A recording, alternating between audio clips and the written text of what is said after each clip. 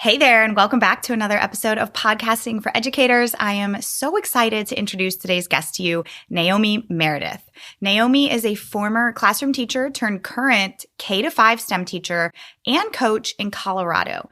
Her role not only includes teaching over 500 students in her school, but also leading professional development and co-teaching with teachers to help them integrate STEM and technology. She also manages the school-wide tech tools to help them run efficiently.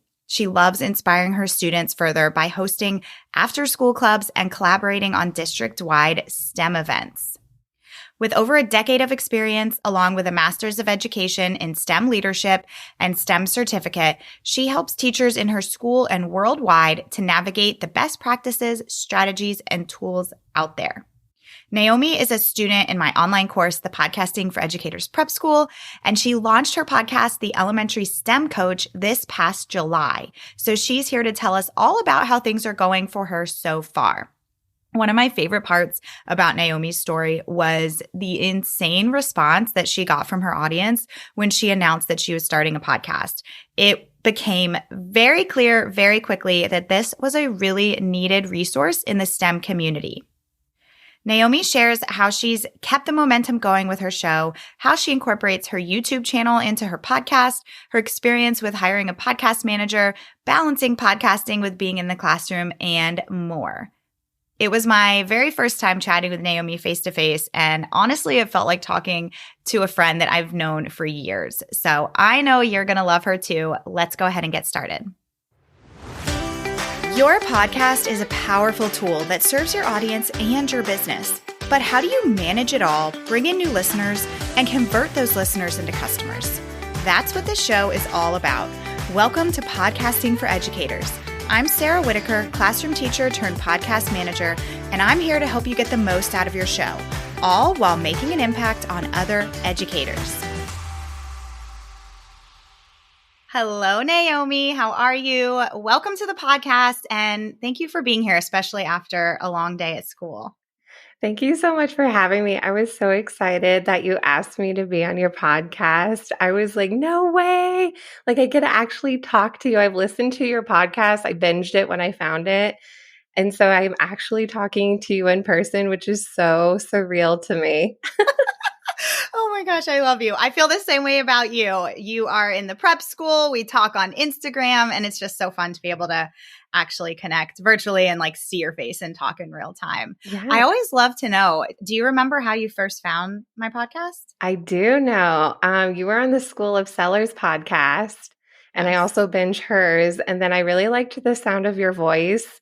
And I knew that I wanted to do a podcast again. And so I went to your podcast and binged it. And when you open up your course, I'm like, yep, I have to buy this. Like, she knows what she's talking about. So yeah, you're amazing. You're a smart lady. Oh my gosh. Thank you so much. You're making me blush over here. And I'm sure every podcaster says this, but I hate listening to myself. So hearing you say that is like the nicest thing you could say. So thank you so much. Okay. So let's get into it. I'm super excited because you launched your podcast in July, right? Like mid-July. And at the time of recording right now, it is towards the end of August. So you're in it a little over a month now. So I'm so excited to like talk about how things are going. But first, can you just tell us a little bit about why you decided to start a podcast in the first place? Yeah, so it's a whole thing. Like, there's so many components to me getting started with my podcast. So this is actually my second podcast. So I co-hosted one back in 2020 with another former teacher. So I'm still a teacher, but at the time he was a teacher. So we co-hosted a podcast together that was all about innovation in education. And it was so much fun. And we actually connected on Instagram. So I had never met him in real life, which is pretty funny too. Wow. Yeah, so that was pretty amazing. We talked to a lot of awesome people in education and in STEM. So that was a really cool connection. So we did that for about a year for 2020. And then when the 2021 school year started, we were both really busy with teaching. And so it kind of fizzled out, and he's no longer teaching anymore. So it was a good run for a year. I really enjoyed it, but that school year was crazy too. So I feel like my long form content really suffered during that time. I've always been active on YouTube and on Instagram, and I have a blog and a website, but I just wasn't posting anything. And so it was towards the end of the school year, 2021 school year, and I found your podcast. I'm like, okay, this I need to do another podcast. Like I This is your am missing sign. this. Yes. I'm like, I found Sarah. I need to do this. Like everything you say is so clear, and like it was a good refresh for me. And I realized there's hardly any competition for a STEM podcast in elementary. There's 3 others and the other one is mine. Yeah, I know. This is what I love this about your story so much. And I like you have it in your course too. You say go research and see what's already out there. There hardly was anything out there. So it's like when you think of coffee shops, there's only Dunkin', Starbucks, and maybe Dutch Bros, and that's it. Like that's how it is for my podcast. That's so awesome. That's why I get sassy when people say like, oh, there's already like podcasts out there. And I'm like, please, I want you to go to Apple Podcasts and actually like count how many active podcasts there are, because it's not as many as you think. And I just think that's so cool in your case. And I remember you coming to the group, I think it was in the Facebook group, saying when you first announced that you were doing this podcast, and you got so much good feedback. I did. I've had an audience before. So really like this podcast has been the missing link. And I even put a survey out to my Instagram audience, and I asked you go to podcasts for research, and none of them said yes, but it makes sense because there's only a couple other options. So why would that be their go-to source? Most people actually said Instagram was their way of research, which cool. But that's like quick little tidbits, like tips and tricks. Like you can't really dive in on Instagram. So I knew I needed to fill in that hole for STEM teachers, and STEM teachers like podcasts. They even say, yeah, I listen to podcasts. I just don't go there for research. So yeah, they're why like, I don't go there because there's none that exists. Yeah, there's nothing that exists. So I'm like, okay, this is a hole that I need to fill. And so even since my launch, like I get the nicest comments in my DMs. I'm like, oh my gosh, people are listening to me. I can't believe that. That's so weird. I don't know if you feel that way about you. I totally feel that way. I feel that way 100%. And I still am like, I get giddy every time somebody reaches out and says like, oh, I've been listening, because you might not hear anything.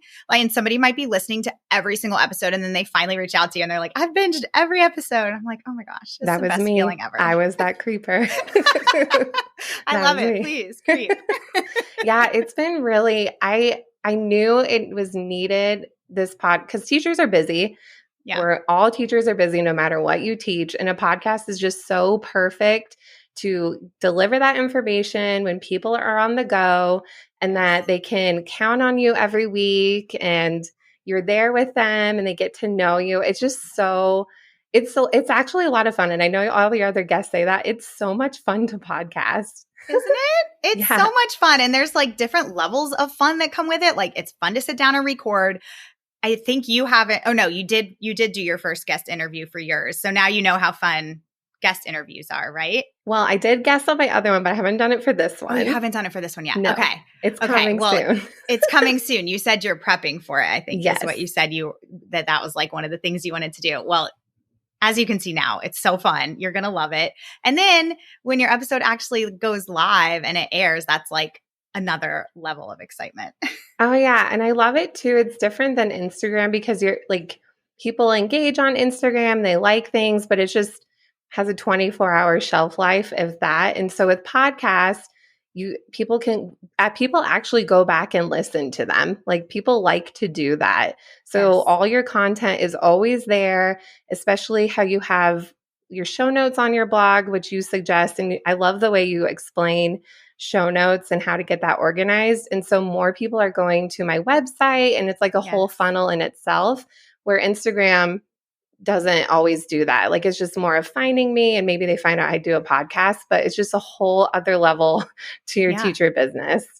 Yeah, absolutely. I totally agree. And I think a big piece that podcasting has that Instagram doesn't is like that having that episode description for your episodes with clickable links that can lead people straight to your website, like in the moment. That's definitely a piece that's missing from Instagram.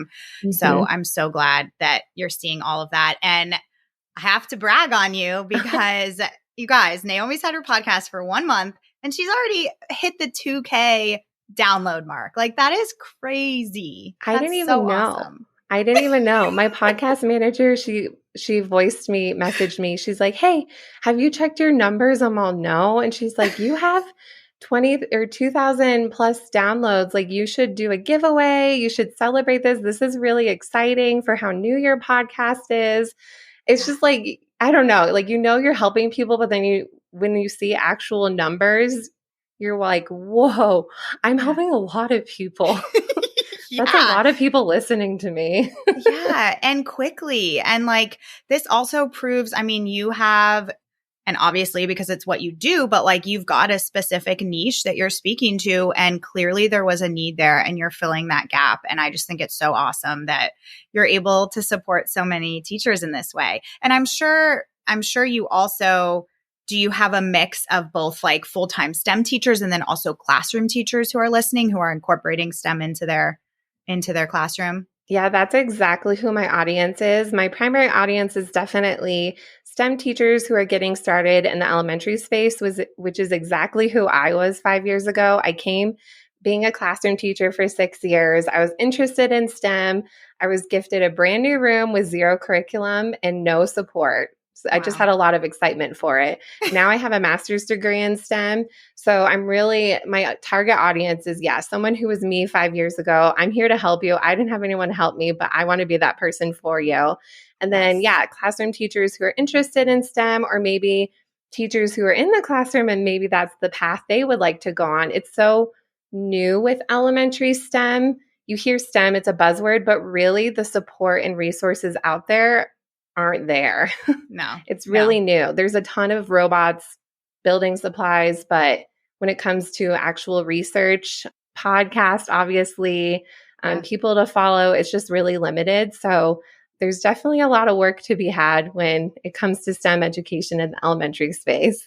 Yeah. And I mean, how awesome that people are now able to hear from you who, like you said, have been through what they're going through and you're able to provide all of that support for them. So I just think it's amazing what you're doing. I'm so glad that you've had so much success with it already. I can't wait to talk to you in like a year from now and see how things are going for you.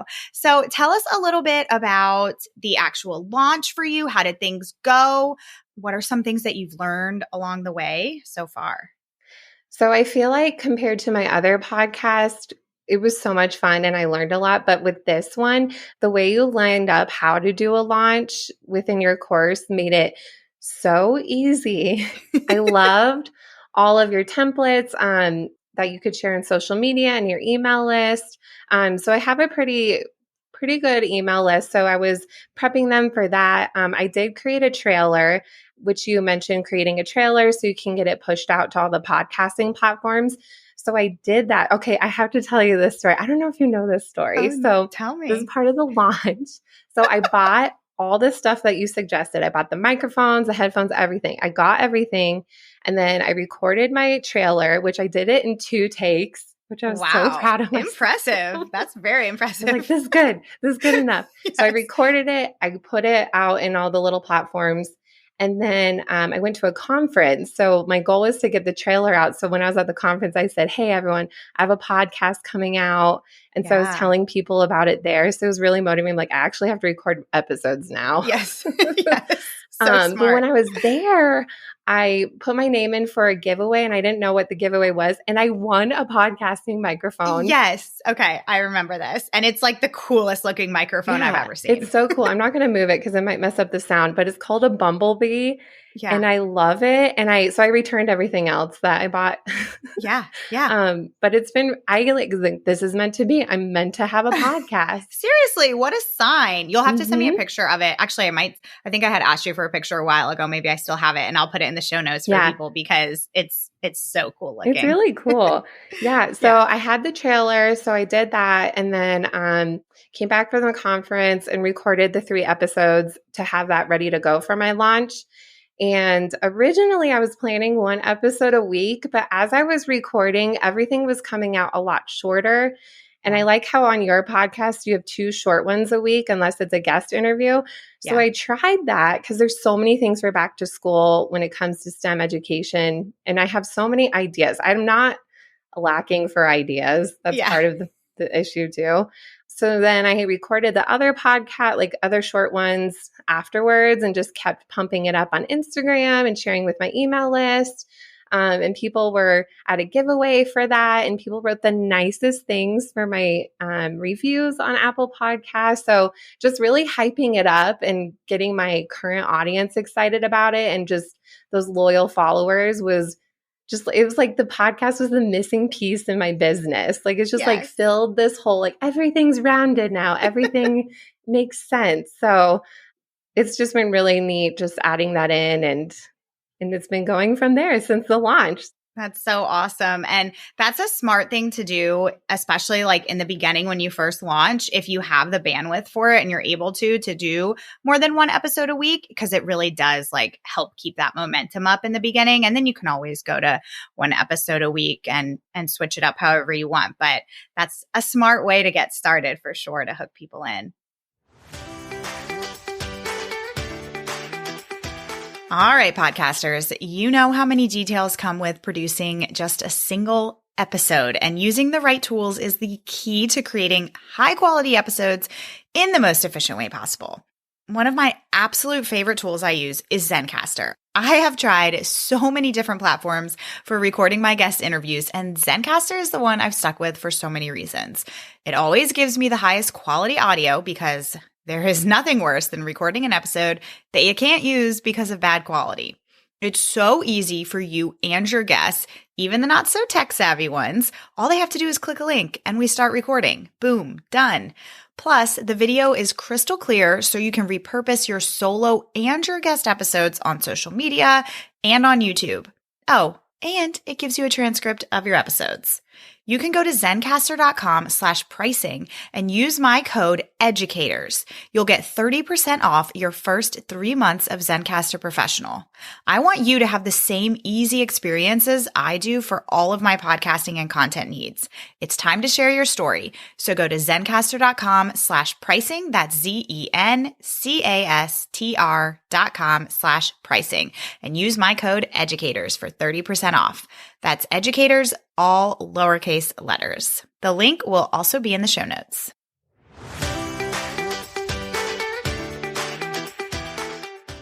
Okay, so let's talk about, one thing I know I really wanted to ask you is that you do have a YouTube channel, and that is something that people are asking a lot of questions about lately is like, okay, should I start a YouTube channel? If I have a podcast, should I combine the two?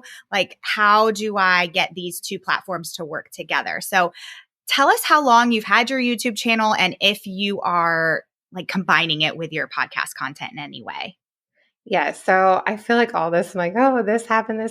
So I started YouTube originally just to share videos I did on Facebook Live during 2020, and I have videos for my students. But just video is also becoming so video and podcast, I feel like 2 huge things people need to be doing anyway. Totally. And again, just like podcasts, not very many teacherpreneurs are creating videos on YouTube. So randomly in 2020, I had a video go viral, and then I got all these followers, which was nuts. That's so cool. But it's really cool. So my podcast manager can't believe I do this, but I actually record my video simultaneously with my podcast. So I actually have to wear makeup when I'm recording and look good. Yes. Which a benefit to podcasting, you don't have to look good on camera. So I actually simultaneously record my video using Zencastr, which I will use for guest interviews later. And I love how it downloads to my Google Drive later on, so I don't have to download and upload. All my video is there. So I have used pieces of it here and there on Instagram. I do post the full videos on my YouTube just so if people prefer watching the full episode, but I could always go back and cut pieces and make smaller clips as well that are more relevant. So I will say my videos are a few weeks behind than my actual podcast episodes since I'm the editor right now. But I think it's a really great way since I have those followers over there on YouTube. I can put the videos up there, and then I also embed the video on the show notes as well. If people find the blog post first, the show notes blog post first, then they maybe watch the video. So I feel like it's all connected that way and people can see my face. That's one thing. You can see my face right now, but I'm very expressive with my face. So people might connect with me more with the way that I talk than my voice. The hands, the expressions, I'm the same way. Yeah. So it's been really good. Just like practicing being on video. I'm very comfortable with that, but it's just another way to connect with your audience. Since YouTube is such a big search engine, you might as well be on YouTube also and really focus on those keywords. So just being in those different platforms is just another way to reach your audience. Yeah, absolutely. I love that you're doing that. And yes, you have to get dressed and put on makeup. I totally feel the struggle there, but it's worth it because you're getting two really great pieces of content in one sitting. I have a client she just recently started her podcast.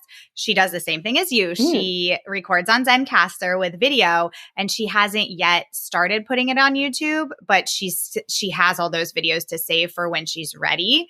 And I think you bring up a good point. Like, it's okay that if you put your video up later than your actual podcast episode goes up, but at least you have that content. Look, for anybody who's been listening, you've probably heard me talk about video podcasting, and I've like pushed back on it because I love a good messy bun and pajamas to record. But I'm adapting like everybody else. And I'm actually, I would love to get to that point where I'm also putting my things on YouTube. And I have to say, sometimes I'll like get fully dressed. I mean, I'm dressed right now, actually. Yeah, you look cute. Pretty rare. Yeah. So do you. Thanks. And you feel like it makes you feel a little bit better. It makes you feel more energized. So maybe it's not the worst thing in the world to get out of your lounge clothes.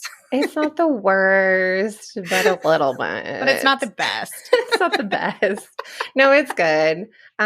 One thing I do like too about the video, since I'm editing them right now, is I do add picture examples of what I'm talking about. So that is a really big benefit too, especially with teachers. We're so visual and we want to see what it looks like. So I can pull in videos, and even I will overlay videos I took on Instagram, and I will put that on top as well. Cool. So I'm repurposing all those things I put on social media anyway, and it's just in that more visual platform. So I don't just record, here you go. Like, I try to add more visual elements too, so it's a little more engaging for my audience.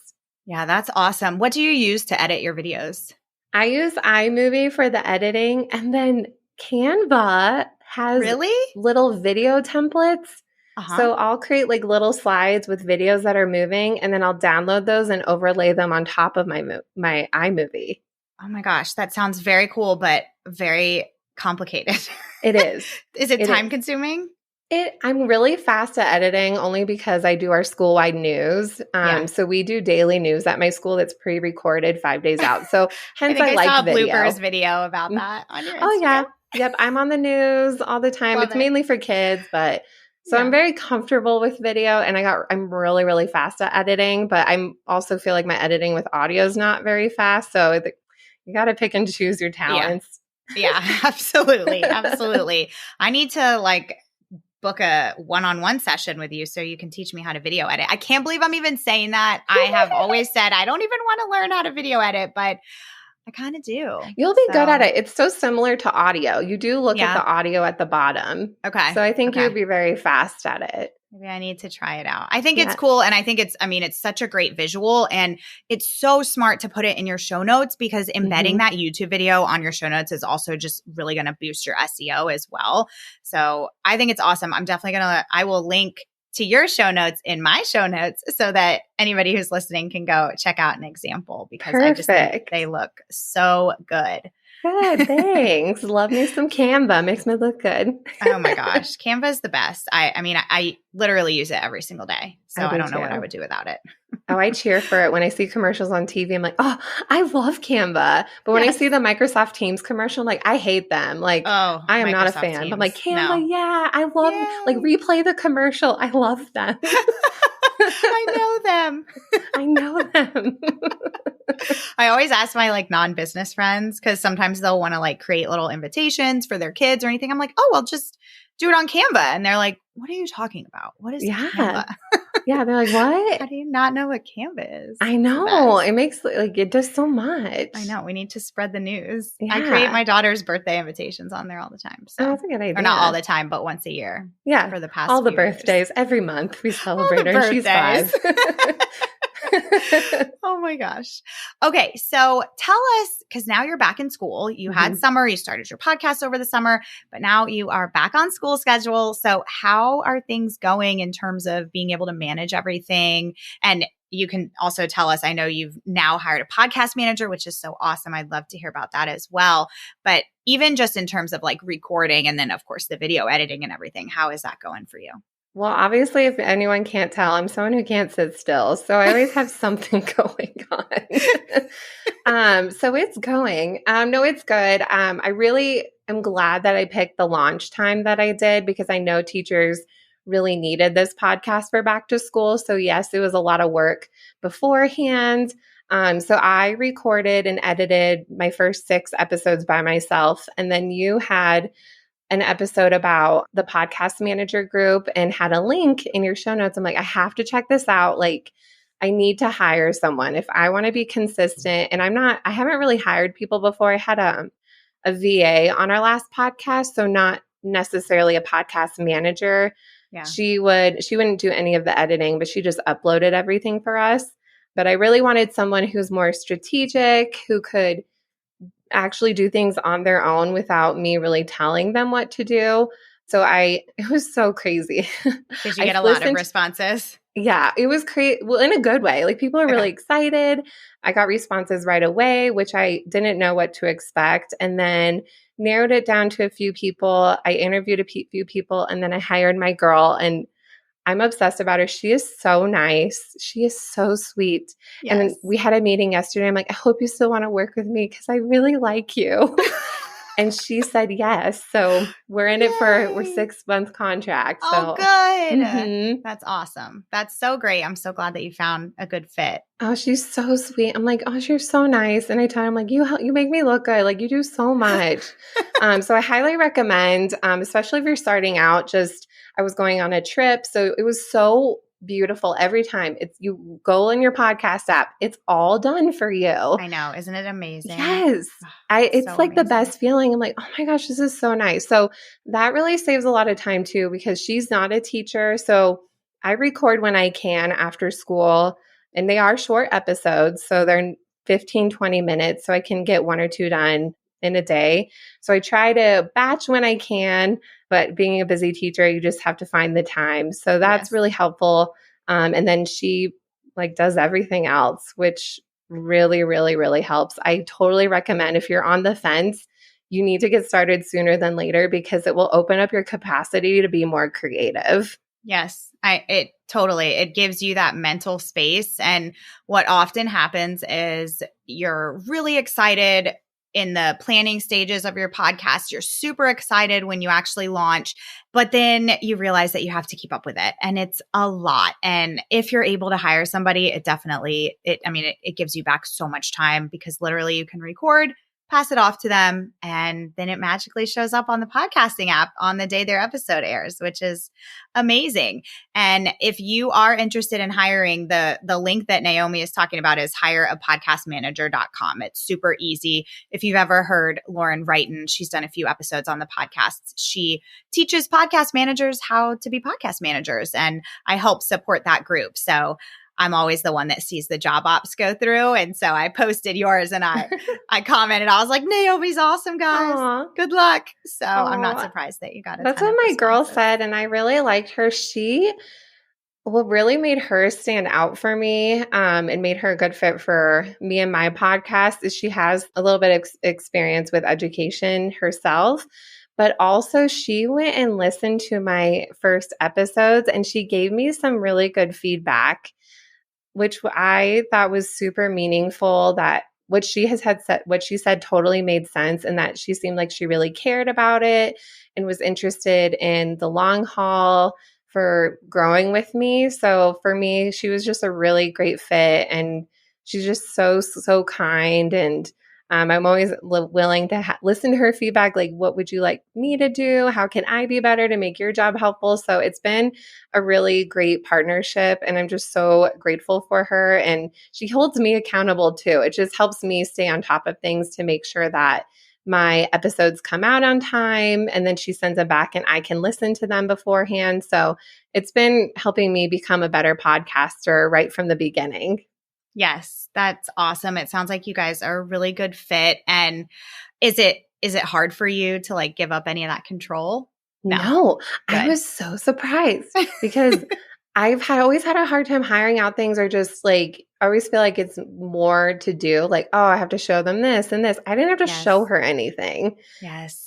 That's the So, beauty of somebody who's like a true podcast manager is they are going to come in and they're going to take over. They're going to take control and they're going to give you suggestions, and they don't need direction on how to do each of these things. So it's oh no, amazing. it's been so great. I just like it just makes me more excited about the podcast, and I'm really excited about it. I mean, I have teachers tell me it's just very motivating. Like it's just been really fun even after the launch, and just hearing people like it and having her, and she has great feedback, and talking with you. So it's just been a really fun and exciting journey, and there is so much in podcasting. I just love it. Yes, I know. It's only going to continue growing. And I always get so excited to think about where we're going to be in a few months or a year from now in terms of podcasting. So excited to follow along on your journey with you. Thanks. So do you have any other, I know that you, obviously we just talked about that you hired a podcast manager, but do you have any other like plans moving forward with your show, or any kind of goals that you have for yourself? So the biggest two things with my podcast is I really just it's a big marketing tool for me. So just continuing to weave in my products and increase my sales, which it has also. Like Yay. that too has been incredible. Like there's been specific products and bundles I have talked about, and that day it has sold when that episode Yes. comes out. And I Oh, know they're connected. yes, that's amazing. That is so hmm awesome. I love when I hear that people are seeing those results. Oh, I like it's just nuts. So it really does help with your marketing. So just really growing in my marketing, and those soft sales within the podcast. And then also having more guests. I've been doing solo right now, which is totally fine. So if you're thinking about how can I do this when I'm a busy teacher? Do I have to have guests? You don't. My whole style, and even in my trailer, it said a sprinkle of guests anyway. Yeah, that's perfect. So that helps too with the time, especially with back to school or whenever you're thinking about launching. And then keeping your episodes short helps too. So yeah, having it more guests, I would love to do, and maybe possibly creating ad partnerships with some affiliates that I have. I have some Yes. partnerships already. So I kind of reached out some feelers to the ones I already know. So maybe continuing those and seeing how I can monetize more. Yeah, that's awesome. Those are great goals. I had a call with somebody who specializes in monetizing through sponsors for your podcast, and he's going to do Ooh. a training in the prep school group for us. Oh, So he said he'd get it to me by perfect. September. So I'm Ooh, super excited because he's really awesome at what he does. So I'm excited for that. thanks. Sponsors and affiliates. I think that's awesome. And I just, again, love that you're already seeing that ROI. Tell us, what do you focus on selling in your episodes? It depends on the episode. So I would say mainly right now with back to school, it is specific resources that STEM teachers can use in their classroom, whether it's a bundle of resources or even certain protocols for their STEM classroom. I also have a course that I'll mention in some of them, my STEM Teacher 101 course, that it's an evergreen course. Teachers can sign up anytime, and then mixing in my membership. So I kind of mix it up. That's one Yeah. thing I feel like I'm always talking about something, but it's always different every episode. So I don't know if that's good or bad, but I always am talking about something, and Yeah. that's always linked. So there's always some sort of sale, soft sale in there. So it's one of those big three things for me. Yeah, that's perfect. And especially that you have those like consistent things that you are constantly talking about. And I think as long as like, I think it's good to try and focus on like one soft sale or one resource or your course like per episode to kind of Mhm.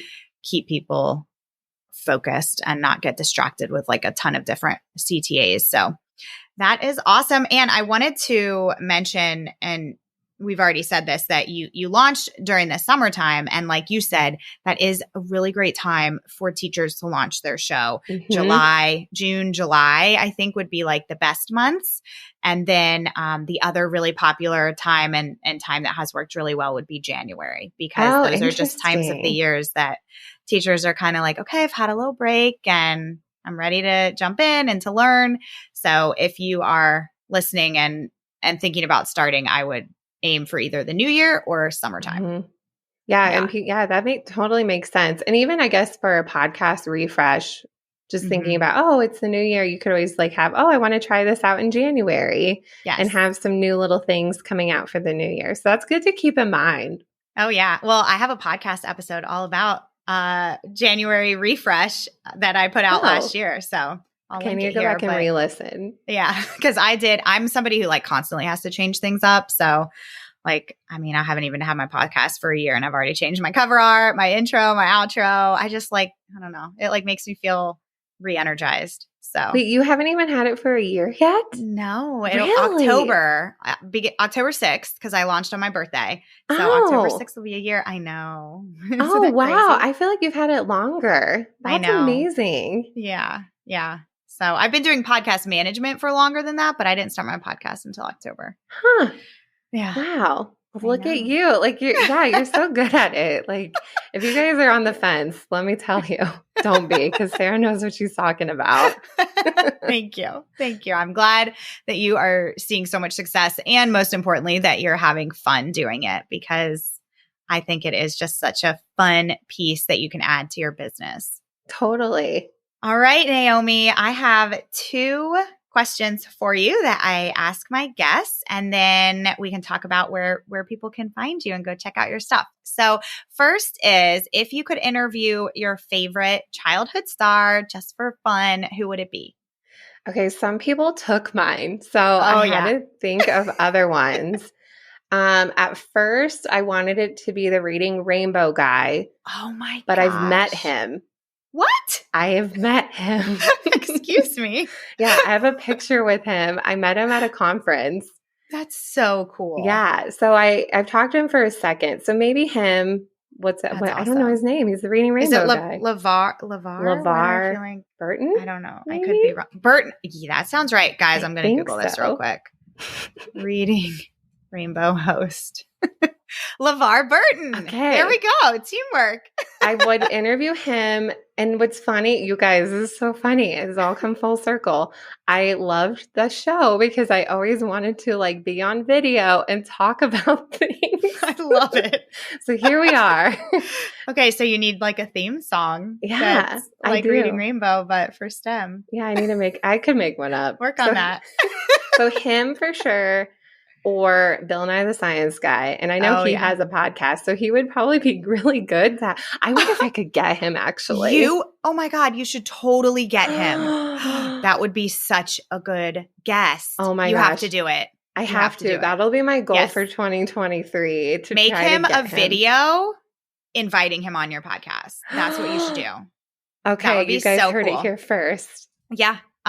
Coming soon. Oh my gosh. Oh my gosh, I'd be so excited. I need to get a shirt with it. I just loved his show as a kid so much. Oh, but yeah. Oh my gosh. I vividly remember those were like my favorite days in elementary school, sitting and getting to watch Bill Nye the Science Guy. Well, it still happens. So nothing's changed in elementary school. Oh, good. That's good to know that People they still watch him.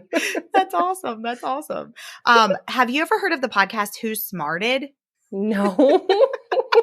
I don't know if I want to. I know it's a crazy name, but it's really good. It's like science-based stuff, but he has it's a podcast for kids to like listen to in school. And he was on one of my clients' podcasts recently, and he was awesome. So he would be another good guest. Okay. I wrote it down. Yeah. Who's smarted? It sounds promising. No, yeah, it's funny. It's got some good episode topics. So there's another guest for you. Bill Nye and Who Smarted? Who smarted? Bill Nye did. Bill Nye smarted. Oh my God. Yes. That's so great. Okay. Number 2, besides Bill Nye, do you have any other favorite podcasts right now for business or for fun? Yes. Okay. For fun, I love Mr. D's podcast, the social studies podcast. I think I've seen people post about that. Mm-hmm. Yeah. He's just so funny. I listen to him after school and he just puts you in a good mood. That's awesome. So recommend him. And then I think it was you who posted this, but I think it was around the same time. I really have been enjoying For Business Virginia Kerr's podcast.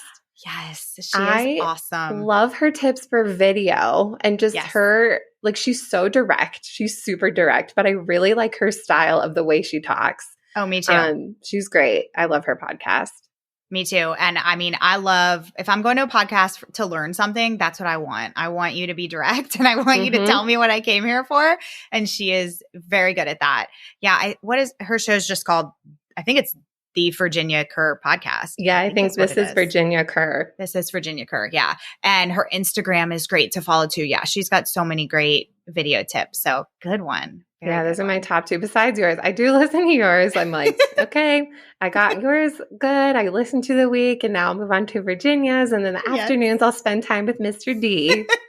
There you go. I'm glad to hear that you spend your day listening to podcasts just like I do. Yeah, definitely.